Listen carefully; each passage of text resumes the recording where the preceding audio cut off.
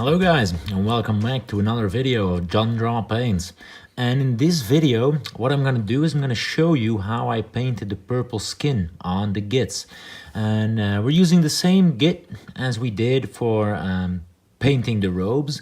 And what I did as a preparation for this video, I undercoated it, or I base coated it with Demonette hide, and then actually shaded it with Drucci Violet. And I decided to do it again as an illustration that shading is not per se a bad thing, but it's a different way of working, a different method. And for this video, I thought for the skin, it might work. But for now, let's dive straight in and paint some minis.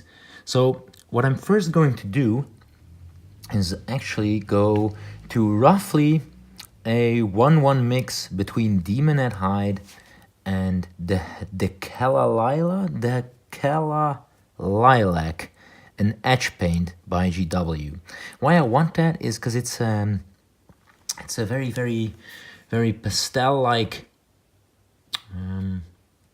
purple. So we're gonna see how that works, and because we have based it with Demonette hide and gonna go over it with this mix, it should already provide a good contrast, and the shades should have settled in most of the recesses where we want shadows anyway. Alright, and here you see I did the lip. Already it's quite bright, so I think I'm actually just gonna go back and start from Demonette hide, just to bring back to be a little bit more cautious and to bring back the placements where I want the highlights, or where I want to move towards the highlights. So I'm actually still gonna go back to sketching, carefully applying the first layer again, and we'll work from there. So here in the bottom I will actually not, that will actually become much darker, but this side I will still apply some Demonette hide to in the bottom of the chin.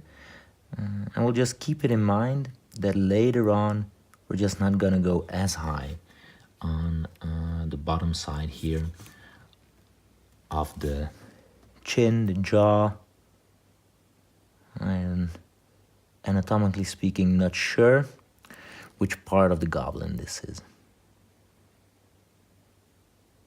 I use thin down paint, and so basically we can just start and sketch a little bit. So we'll start and continue with the face. And I'll actually try and focus on the face for the purpose of this video. So here. And as I said or mentioned in earlier videos, why I use washes less is because they take away a large part of the control of where I want the shadows to be. The advantage of using a wash, if applied with some care, is that it can help you define where these natural shadows are, and then you can work back from that. So it's actually there are some advantages to it as well. The biggest disadvantage is that it's very hard to get the exact color mixed that you have after a wash is dry. So this was Demonette hide washed with Drucci Violet, and to get that color that you see on the arm, for example, that exact color is just very difficult. And in some reasons, in some cases, I need it, but at the very least, very often, I want to have access to it if I would ever need it. But this, you see, already it works out quite well. Okay. Should we do the arm as well in this part of the video? Yeah, sure. Why not? Here at the fingers, you can actually paint some texture in, so you have some of these creases. You don't have to do it, but it's a nice little detail that won't draw too much attention, but people will notice it upon closer inspection. And it adds a little bit more life to the model. Basically, the most important part of this step is to go back and place, which color is it again? Demon at hide, there where you want to highlight. So basically, we're gonna go over a very similar process as we usually do, except that we do some things in a different order and we use some different types of paints and techniques. So here you see I'm holding it upside down. That's because I'm dragging the paint towards the top, towards the highlight. Okay. It'll all become a bit lighter further down the road. Here, this ridge where there's a nice line here that I still want to have well defined.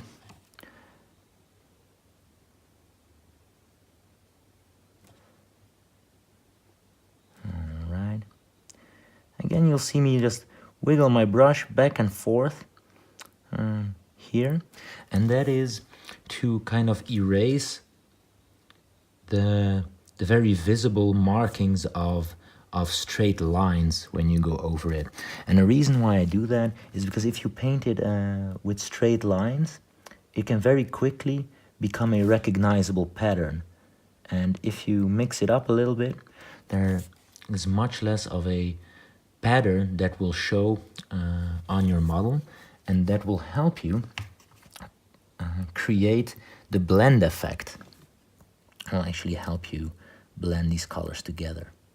So it's just a neat little trick that might save you some work or some effort further down the road. So if you haven't been trying it, perhaps you could give it a go and see what your experiences with it are. Of course, on my palette, I also have darker colors, because I could still shade. I could still go to Zarius Purple or add some Nagaroth Night and shade it if I wanted to. Probably will, but it will never be the same color as the Druchii Violet. Now, what is important to mention here is usually I shade with roughly a 1-1 mix between a Games Workshop shade and their Lamian medium.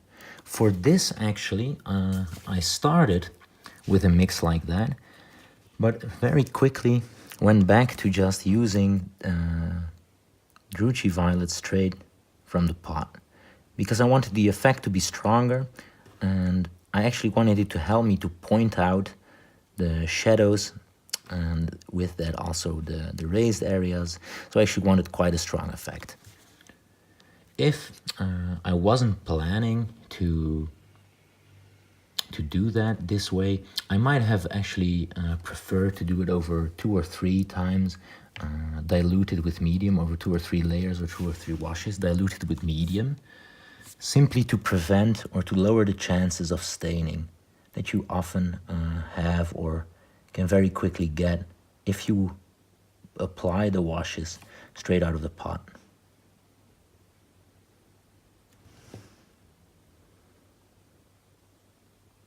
There we go. Here at the knuckles, you could also add some of these lines, but it's still a very small hand. It is the fist is quite raised quite high, so we might actually do it, but we'll see. We'll talk about that, or we'll see if we'll end up doing it if we get a little bit further in the model. Okay, so I picked out the spots between the fingers here to create some detail or some extra texture or detail on the model. So yeah, you could do that as well if you want. Here again, dragging it up. And there we go. Again, feathering it in a little bit to help create that illusion.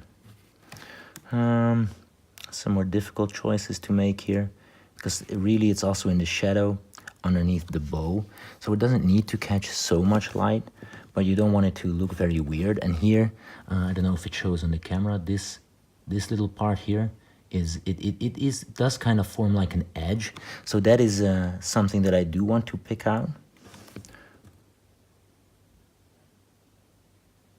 So I'll just go over into the darker part here a little bit, and the same for the hand, but leave some of that shaded colors in there as well. Now we have a color that we can work with, that we know that we can always turn back to if we need it, so we don't have to decide on that right now. We can just see as we progress whether we want to add some more paint to that or not, or keep it as a shadow. Here, very deliberately, I'm gonna steer away because I want that to be darker, also for the contrast on the skin. Now, let's go to the other hand. And here, we're gonna do much the same. Right now, I'm painting over what could be his fingernails. I painted them on most of my Gitz, so I'll probably end up doing that here as well. But the goal of this video is primarily to show how I did the skin, so I'll focus on that. So here you just see me pick out some parts and add some demonette high to it. Also parts that naturally are still lighter because less of the shade has settled there. This part here actually more shades settled. On the video it looks quite bright. If I look at it directly or from here, it is a little less bright, but there's also a drop next to it, so it goes down. So it goes like this and then goes down. But it is a nice thing therefore to highlight as well. The top of the finger here. I'll notice that we skipped over the ears. Make sure to do those in a second as well. One thing is we're gonna have about 7 Gitz when the warband's finished. One thing to keep in mind as well, even if the skin tone vary a little bit, because some of the Gitz I painted without using a purple wash, with some I shaded a lot, some I shaded with purples, some I shaded with some greens or blues, and even if you have very slight variations, most times I don't intend to, but I just seem to forget what paints I used. But even if you have these variations in skin tone, it can actually add more character to the warband as a whole, because they tend then to be a little bit different. And that is, which if you look at them, it's not necessarily a bad thing, because with humans it's much the same. We all have skin, it's a little bit different in tint. Some is a little bit redder, some a little bit browner. So even if you have some variety there in shading or tone, it's I think very often it adds to the character and the feeling, and it also adds to the identity of the individual models. And as I said, while talking on this side of the hand, I'm doing much the same as on the previous hand. Just bringing back the demonette hide before moving on to the first highlight color. This is still an important step, because in a lot of videos I talk about base coating, and that when you base coat, that it's actually a good time to get to know the model or know the element that you're painting. So it's also a good way to notice details, where details are, where they are not, etc., etc. So this, of course, I've also had to base with demonette hide, but now I'm actually going over it again, bringing it back, and skipping over the shadows, so I'm actually have even better knowledge of where I want the highlights and the shadows to be. So it will help me when we move on to the next colors.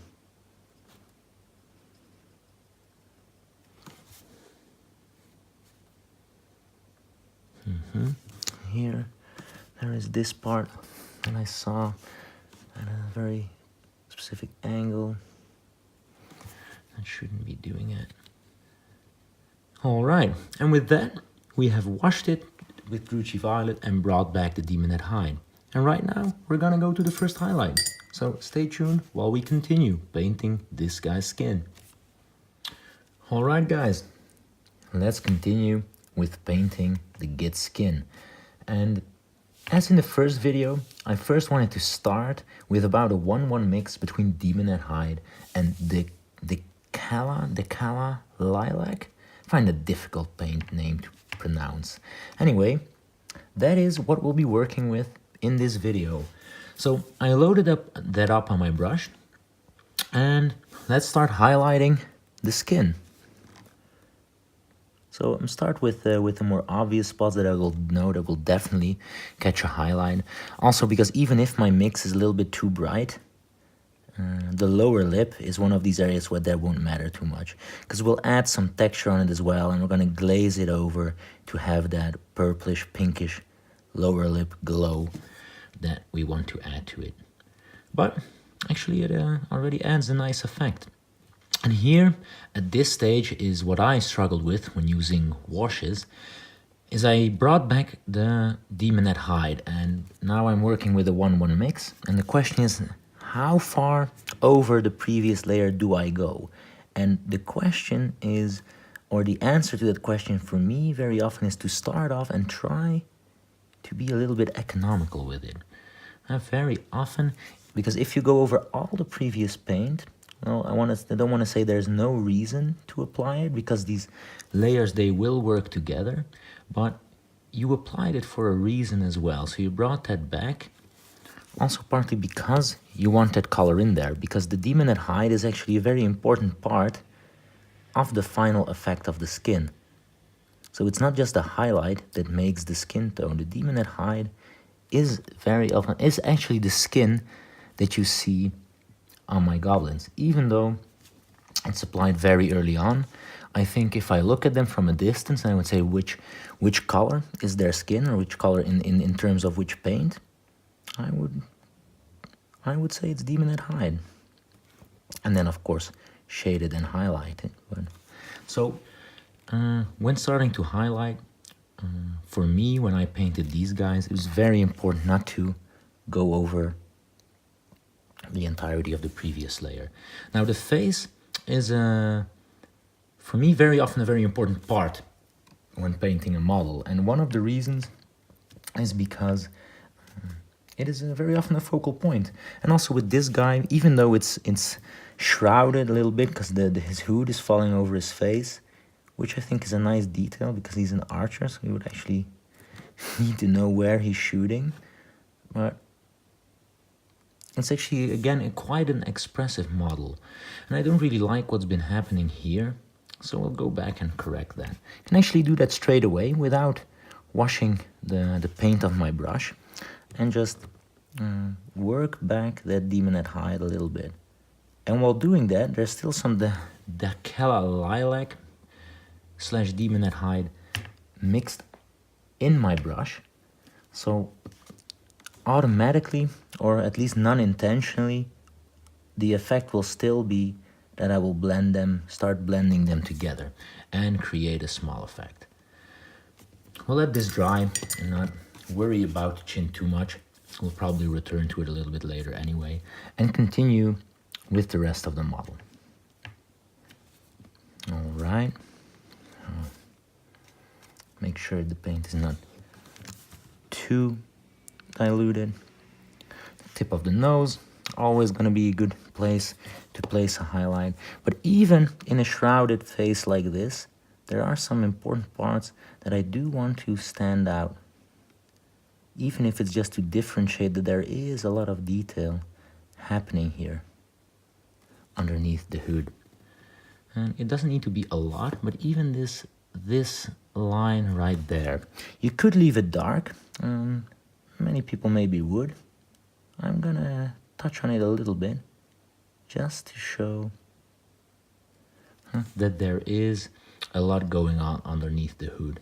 I probably won't go much lighter, but even though it's already a fairly light color that I put into a deep shadow, I think it adds to the overall effect of the character of the model. And remember, well, we're painting minis here in this channel. The most important rule is the rule of cool. So even if you would normally not go so light on a highlight in a shadow spot there, then if you think it will make your model cooler, then by all means, do it. It's your mini at the end of the day.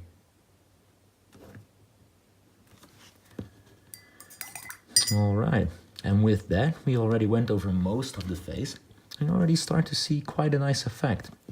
Let me go back to that chin here at the bottom, which has been bugging me right from the start when I started painting this model. Maybe I should give quite a strong coat to the entirety of this jaw here, because it is actually much more in the light than this side. So the light is hitting it stronger from this side than it would be from the bottom. So maybe I could just make it brighter altogether. I'll continue with the rest of the model, but if it keeps bugging us, we'll just fix it with some glazing. All right, now what will we do next? Let's go to the hand. Let's try and stick with the same order. And here, maybe now I can show better what I mean with these creases, because there's only one or two of them sculpted on the model, so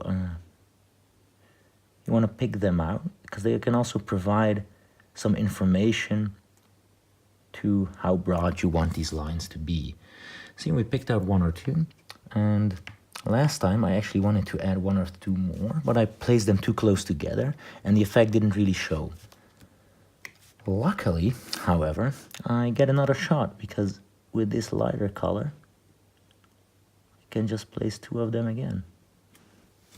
And even though the underlying color is a little bit lighter, so the shadow color is not the same, in the end, it will actually create quite a nice effect. It will create more diversity in the hand. Oh, maybe I don't think I placed them so nicely, but we can always go back and fix that.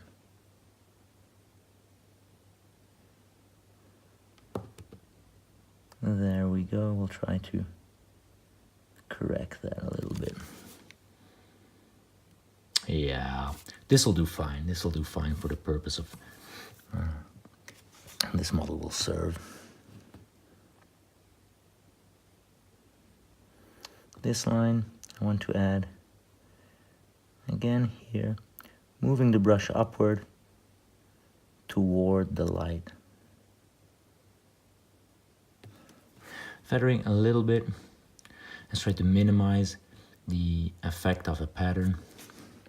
I'm gonna have to go over this part one more time. Like this, move my brush a little bit up and down. See, already it's less. It's not perfect. We could still glaze it a little bit together a little bit nicer, but already I think it is nicer.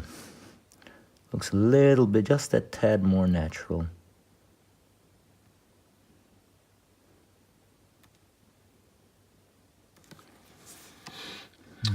Okay. I'm gonna stick with this part for a moment.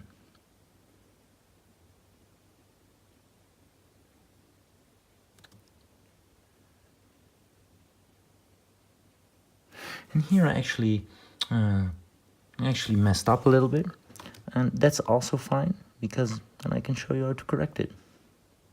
Or you can just drag it down and make the arm lighter altogether. But you could just very simply, now I washed off my brush, maybe because I'm lost in thought, just go back to Demonette Hide, and then instead of bringing it up, just move it back and forth your brush and try to do that evenly where it meets the 1-1 mix of Demonette Hide and the Kelleg Lila.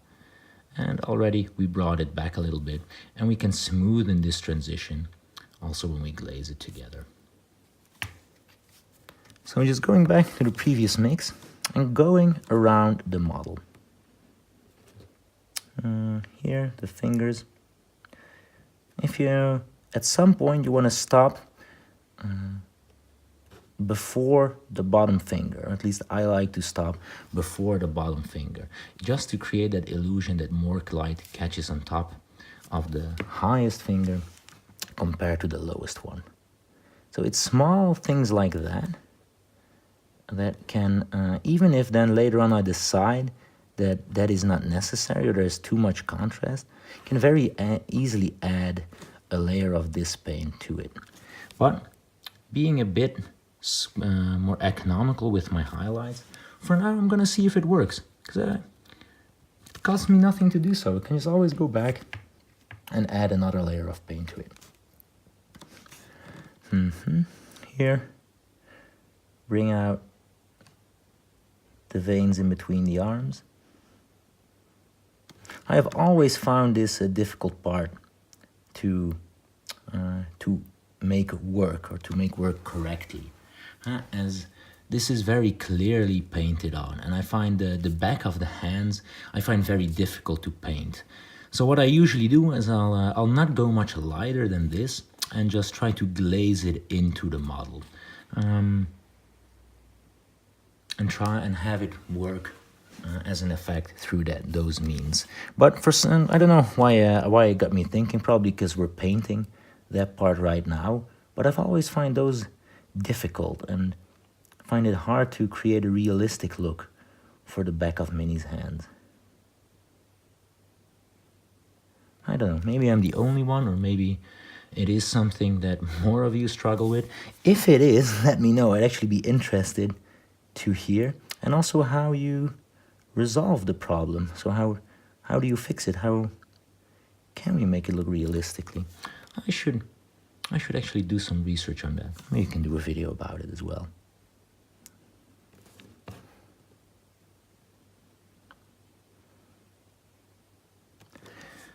This is also something that I've noticed when I'm starting to improve on my painting, or devote a lot more time to becoming a better miniature painter.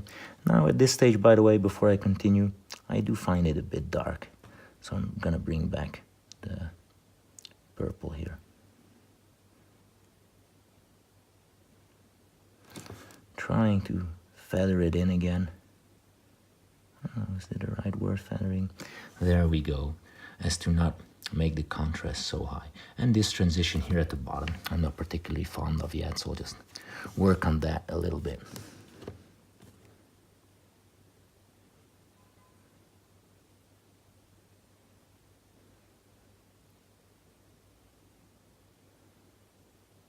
There we go.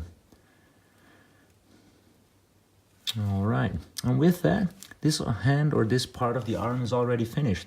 And we'll move to the second arm.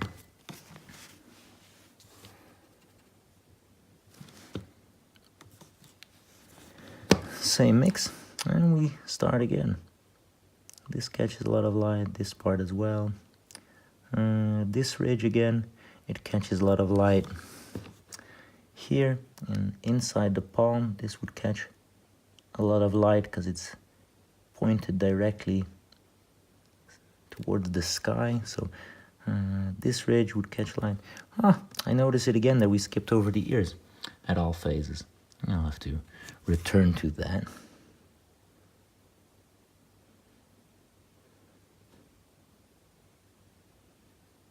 Again, I don't know whether we'll do it in this video or whether I'll do it in between, or maybe cut that part out later, but depending on how interesting it is. But I hope it speaks for itself that with the ears I do more or less the same. Well, I guess I do exactly the same. I will be doing exactly the same. Here, these fingers, this hand on this model actually has the potential to add a lot of detail to it, because we have these fingers and there's a lot of muscles, there's a lot of these details sculpted into the hands. So spending some extra time painting this hand, I think will be very rewarding for the overall effect of the miniature.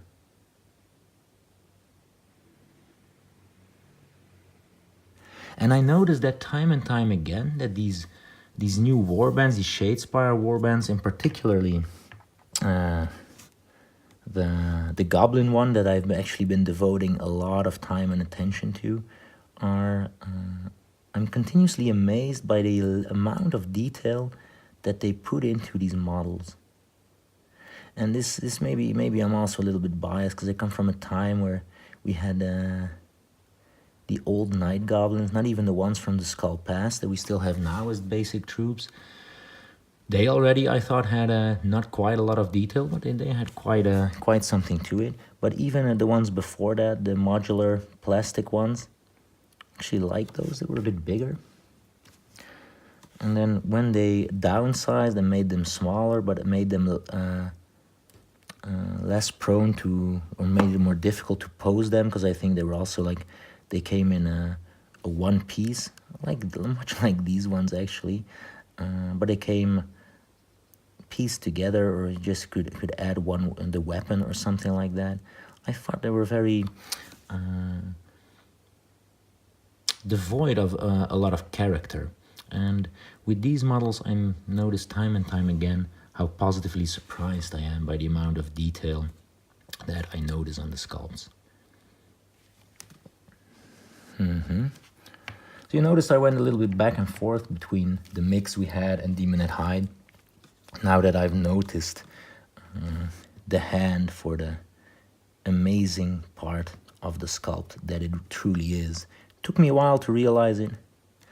That's also okay, but it's important that we have realized it, so now that we can paint it.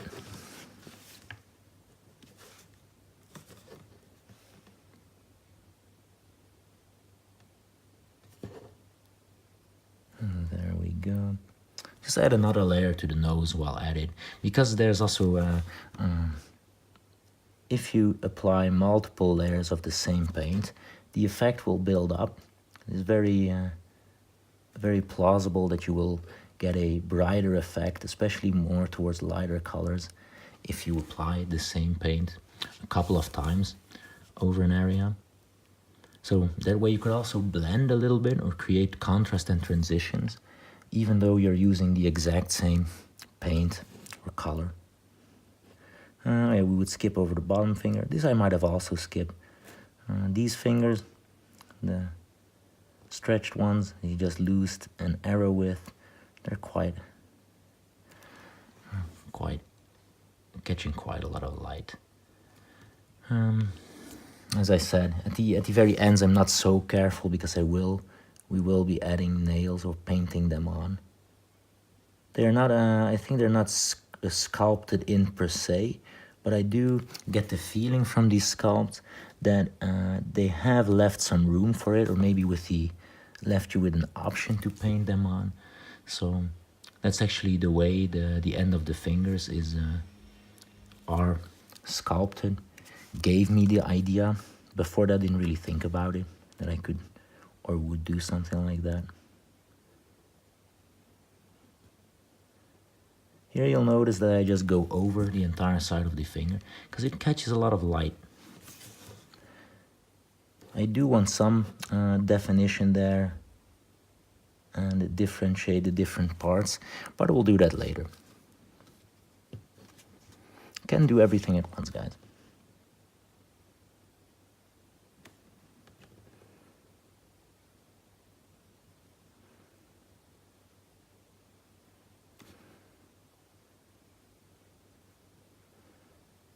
There we go. And here again with the hand, we face a similar problem where we want these colors. It doesn't show well because there's shadows from multiple areas. It doesn't show very well, but the transition is not so smooth. So we'll work on that a little bit. They don't have to all be perfect because maybe you've watched more of my videos, we'll end up glazing pretty much everything, even if it's just a couple of glazes, but to smoothen the transition. So sometimes if I don't get the right transitions or blends already when applying the colors, I'll just just glaze over it and bring it together. One thing that bothers me here is, even though it has the mix running down those veins, it doesn't look like it yet. Maybe I didn't put it there. No, I don't remember. So we're gonna apply another coat of paint to make that effect a little bit stronger. Only the bottom one shouldn't have it. Maybe there, a little dot at the end. All right. And here, you could already stop, but since we're doing it, we'll add some of the mix over there. Right.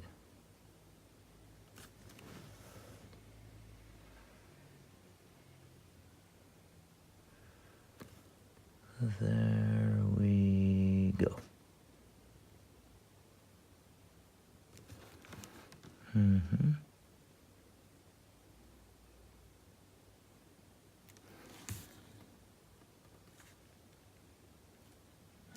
Okay, and with that, this part of the skin is done. So stay tuned for the final part, guys, and we'll finish the Git or the goblin skin.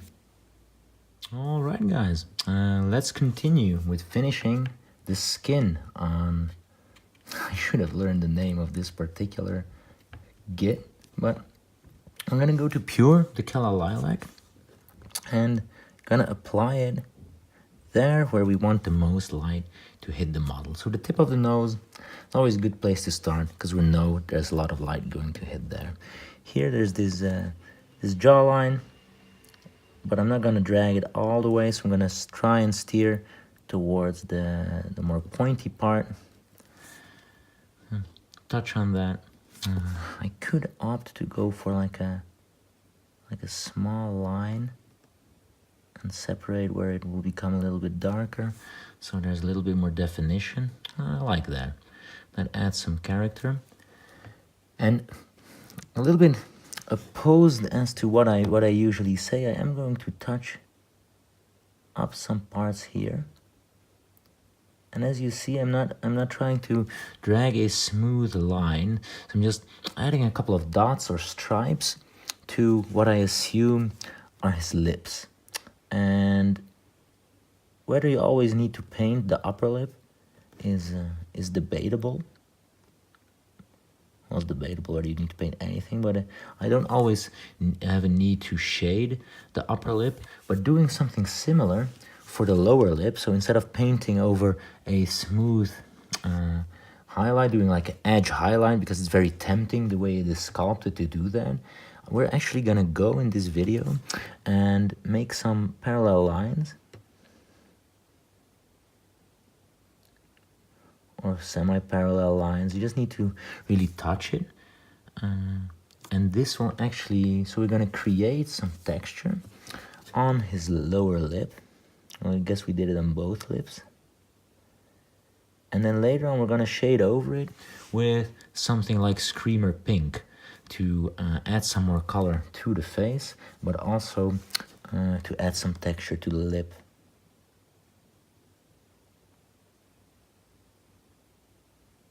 I noticed that I've been working with the Kala Lilac, and I have to say these edge paints, I like the colors, the pastel-like finish they have, but I don't find them very...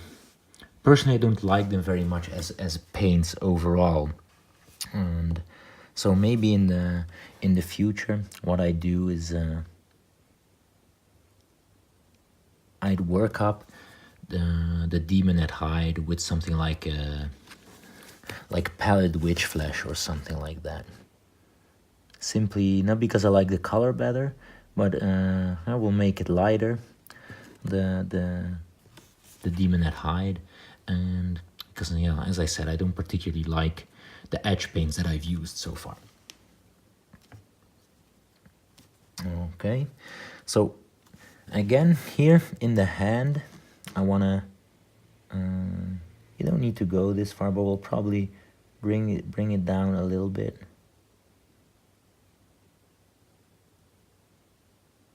We add these lines to it. It's actually visible. I don't know if I like it. I think I've done a better job at this previous minis. I don't know if I did so well on this hand, especially down at the bottom. Maybe I tried to put too much in it. Maybe just 2 of these lines would have worked. No, they appear too thick. So this would be the point where I'm done trying to get the effect that I was hoping to achieve, and I'll just go back to a little bit of a darker color and go over it and correct it.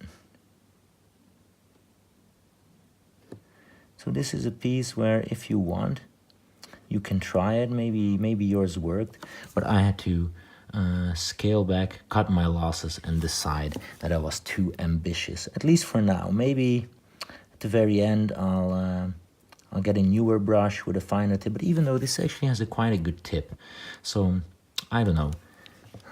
Sometimes you just have some parts of a model that you think, oh, they should easily be make a good target for certain effects, and it turns out that they're not. And vice versa, of course. Okay, and now we'll just work our way around the model, trying again to start with the absolute crucial points for this final highlight to place. All the while knowing that, of course, we can add more at any time we want. And that is then again a advantage of using this paint, because if I would have mixed it from Demon at Hide and Pallid Witch Flesh, for example, it would have been much harder to recreate that exact same paint. Whereas now I can get this paint straight out of the pot at any time.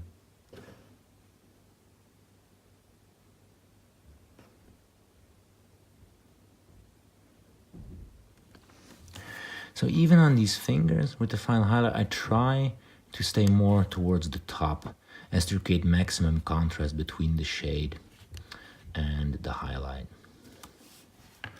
I don't know why this thumb, this should be such a good target, such an easy target for this final highlight. Why is it not working with me?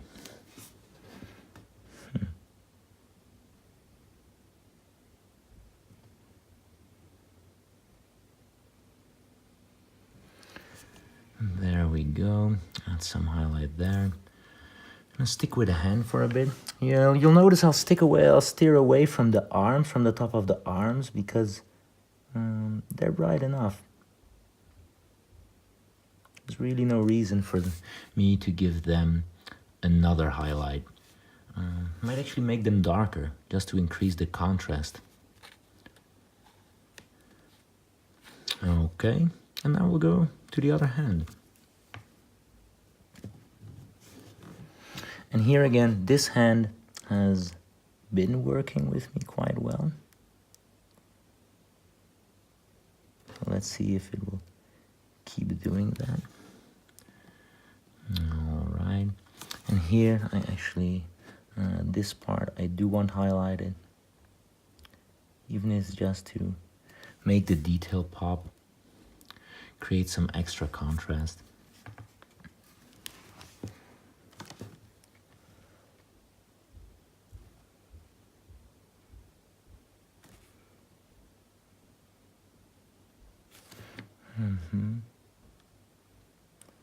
So I want some of the on the tip of the fingers, and again here in these on these details, I'm gonna try and leave some of the previous layers showing. So I'm gonna try and apply the Dahelic Lila to the top of the area that we painted, and not over all of it. It is quite difficult. If you can't reach it at the bottom ones, or that's fine.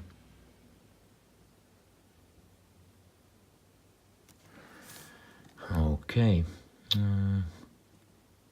like that. And the side of his ear, don't forget it this time.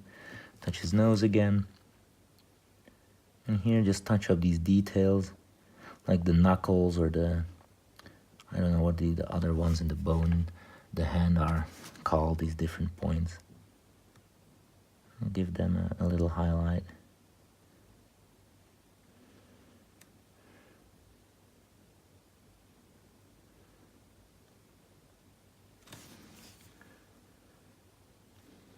Okay, and with that, I'm about to say that that was my final highlight.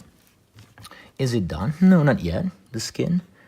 We still have some small parts to do in order to finish it, at least the purpley skin.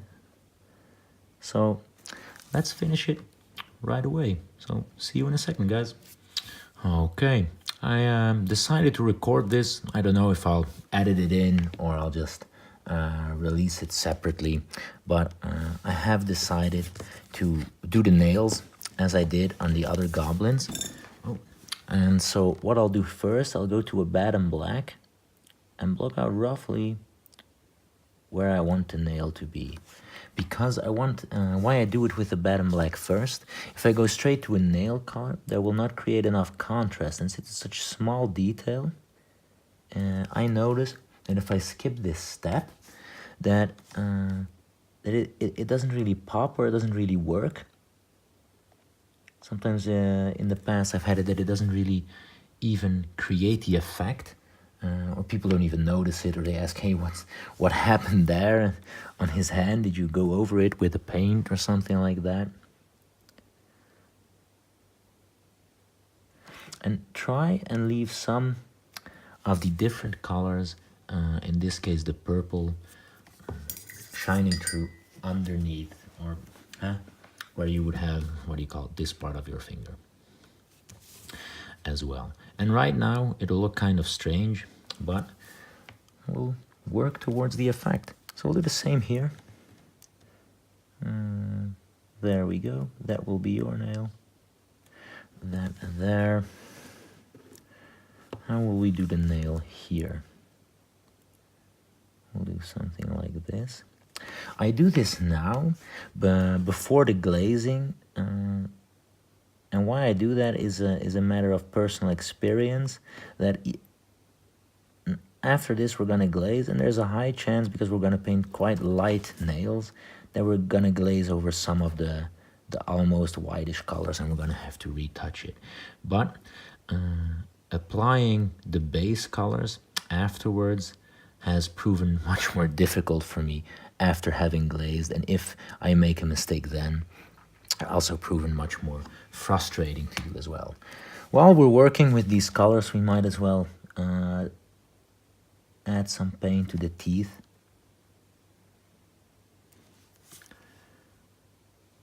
Okay, so with that, we did the first step, and I'll go to some iron rack skin on my palette. So I'll load that up on my brush. And let's see. And then you'll just trace over the parts we've just painted, trying to leave a little of the black, especially at the end. And with the end, I don't mean the end of the finger, but where the nail meets the rest of the finger. So this part. And if I don't make any mistakes while recording this, you'll get what I meant with that having that black on it first adds to the effect of a nail being there. And it's really quite a simple effect in its application. I mean, it is quite, I think I maybe missed a nail here, but that actually gives us some comparison. So you see the bottom. It's not so bad. I wanted to say this is actually quite a simple technique that, or quite a simple trick, for which all you need is just a brush with a fine tip, and I think it adds quite a lot of detail and quite a lot of character to the model. And you could get away with not doing it. It's not like it's gonna miss anything, because I've painted them without it as well, but I like it this way. Just adds that little bit of extra detail to the model.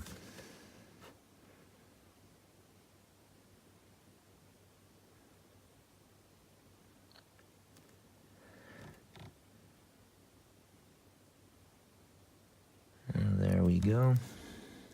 Sometimes you need one or two coats because you're going with a very light paint over pure black. But I like the iron rack skin as a base, because even though it doesn't cover perfectly over pure black, very few paints do, and this is still a very light paint that gives me great coverage over black. As you see, I skipped the finger there on that thumb, because I don't think it will add much, it will just distract, and I don't think you miss anything by not having it on there.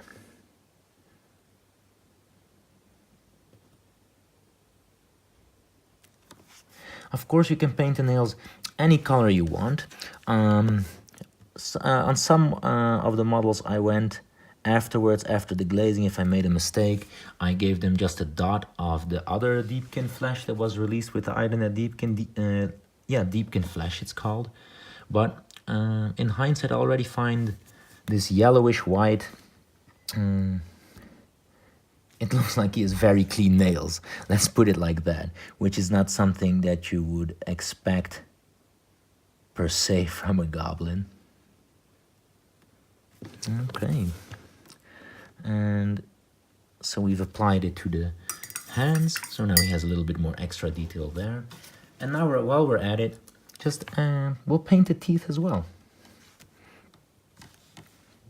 And here, it is difficult for me to see now, but I know roughly where they should be, and if I see some differences in light, I'm gonna trust that if I wiggle my brush in it a little bit, it's gonna catch a raised area, and that will be a tooth, or one of the teeth.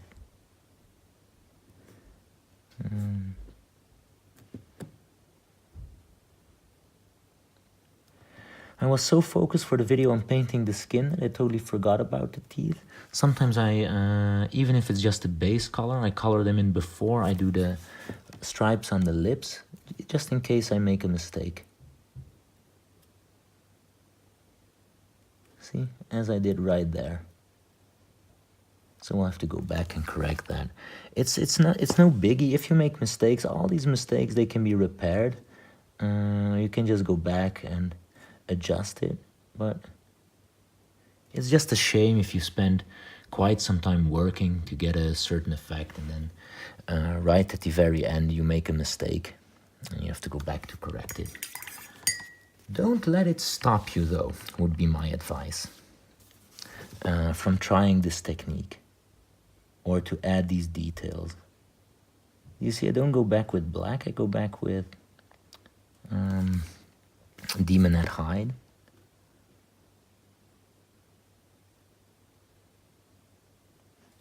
There we go.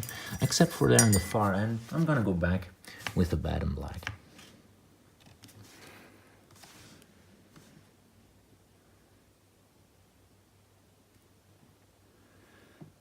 Okay, so with that, see, we've quite quickly corrected it, and we just need to touch up the teeth a little bit more, and then we'll continue and glaze the skin together, but also do it on the lips. Add some more life to the lips. Lower lip, and I guess his nose.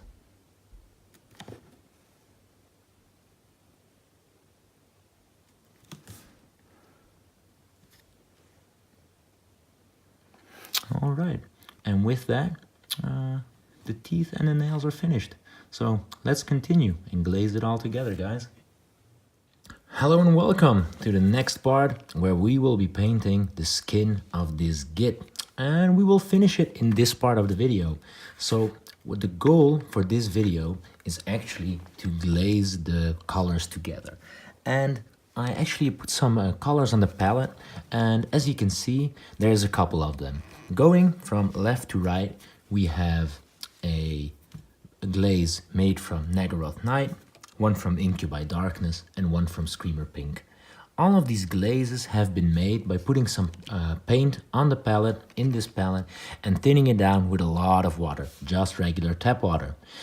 And what I did is I thinned it down about 1 to 6, 1 to 7, 1 to 8 parts paint to water ratio. And what I'm gonna do is I get some paper towel, I have it here, and let me show you. I'm gonna glaze the colors together. For a more elaborate video on glazing, so I'm not repeating myself every time we use this technique, I'm gonna refer you to the video where I painted Redcap's hood, which is also from the Zarbag's Gitz warband. I think you can just search for him when you type in Redcap. So I'm gonna use the Nagaroth Night to start with and paint from the midtone, from where we use some of the highlights, and drag the glaze into the shadows. The bottom of the nose can also be a bit darker. And here we go. So why I chose these colors, guys, because in this video I also want to show you a very quick technique on how you can easily create the glow on his nose, and in this video we'll also be adding it to his lip. But I've also added some Incubi Darkness just to show you that sometimes it can be nice to experiment with different colors, because I believe that Incubi Darkness is actually a really nice color that can add some more variety to the Gitz skin. So I believe if we use that in the shading as well, that we will get a really nice effect. So the first one I'm gonna go over is just for me also to see, okay, where do I want some more of that Nagaroth night? Where do I want to reduce the contrast and create some smoother blends? So I'm gonna try and drag that away towards the shadows. This is again always a nifty tool, always handy, that if you can do all the parts of the video in one sitting, that when you do this stage, just try and reacquaint yourself with the model. So where the shadows are, where the highlight points are. It's and a glaze like this is actually a pretty good starting point for that, because the effect will be very minimal from that first glaze, and immediately I've reacquainted myself with where all the different parts of this model or where all the paints should have gone, where I wanted the highlights, where I wanted the shades, etc. Okay, I noticed when I looked at it back today, because the first parts of the video I recorded yesterday, but it was getting a bit late, so this one I'm doing today. That sometimes when I paint the skin, especially the purplish skin, I tend to stay fairly bland on the hands and on this side. That is okay when at the earlier stages, when we were trying to put the colors in, blending things together, or getting an idea of where we wanted shadows and highlights. But here I also want to smoothen the transitions. But you can also, in a situation like this, utilize the glazing technique to increase that contrast a little bit. Okay. One thing that is important when applying glazes is to wait for one glaze to dry before applying the next one. Else you can get the streak lines, or things can get a little bit messy. So that would at least be my advice. Okay. So I was already pretty satisfied with I was already pretty satisfied with how I applied most of the paint. So applying the glazes really to blend together, I could spend some more time on some parts, and maybe I will do that, but for the purpose of this video, I'm gonna move to Incubi Darkness already. And as you see, I have some Incubi Darkness, also turn it into a glaze, and I'm gonna show you that if you use this glaze, you can actually get some really nice effects. Make sure to get most of your paint off of it on the paper towel, and then just use it where you want it to. And I'm gonna use it over all the parts here as well, because well, it'll help me differentiate the skin tones of the Gitz, which will I believe in the long run have a nice effect on the warband as a whole. But by adding some green and later on some pink to the lips and the nose, it'll create much more life in his face. And why I particularly chose this Git to try that on is also because his face is concealed, so that does add a lot of character, that his cap is covering part of his face, but also enticed me or wanted me to do something extra, so that the little face that is still showing, I wanted to like make it count, I guess. So that's why I've decided to add some more variety of color and make that part a little bit richer.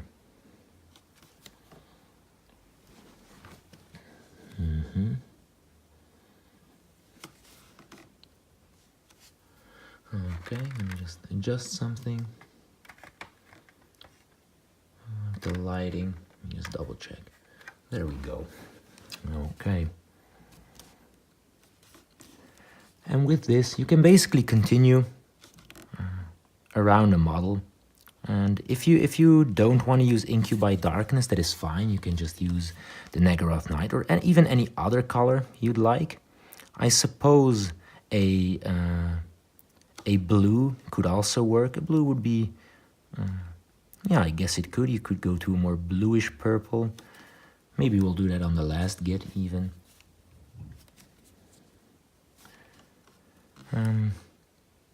Again, try to drag the glazes into the shadows.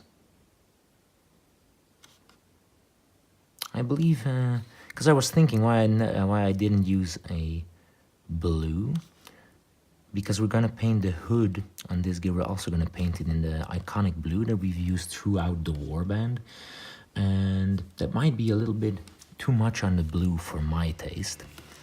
And the Incubi Darkness or the Nagaroth Night I could also use in the shading, or the glazing I should say, of the hood, so I can have that color return.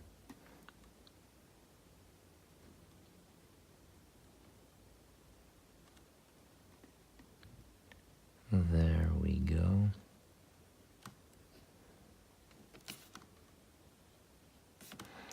Sometimes at this stage you'll notice you'll go over parts that you'll say, hey, maybe I should have done it a little bit differently with the paint. That is possible, because you can just go back from this stage to your palette and work in some more colors.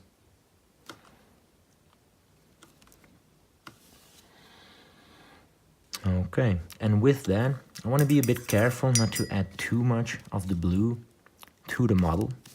So with that, the first part of the glazing is done. But keep in mind that of course you can continue as long as you want until you're happy with the colors. The one thing that we'll still do, I forgot in this video, is we're gonna add that glow to the lip and to the nose. Oh, I went a little bit too deep into the palette with the brush. So let me move that a little bit to this side so it's still in the camera. It's a little bit, I have some better accessibility. I noticed that I didn't quite thin the paints down as much as I usually do, so I notice an effect much faster, which kind of takes me by surprise at times. But that's okay.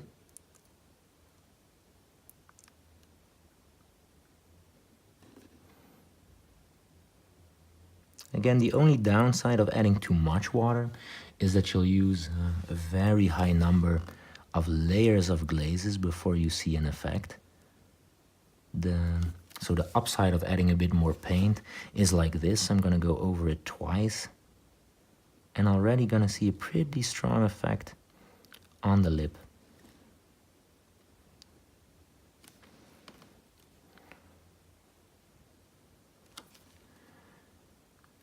The downside of adding too much paint compared to water is that sometimes the effect is much stronger than you want, and it might not be as smooth as you hoped it would be. So, and with that, really just in about 10 minutes of adding some glazes, I'm already quite satisfied with how this Git turned out. So I'm gonna see, once I continue, whether I will return, whether I'll return to my palette and add some more of the highlights, or even glaze some more of the Incubi Darkness or the Nagaroth Night in the shadows. But for now, I hope this video was helpful in showing you how I achieved the different tones on the Groth skin. Of course, all these techniques, the colors that I use for them, you can use different colors, the technique remains the same. So that's that for now, for this part of the video, and I'll hope to see you in the next one, guys. Bye bye.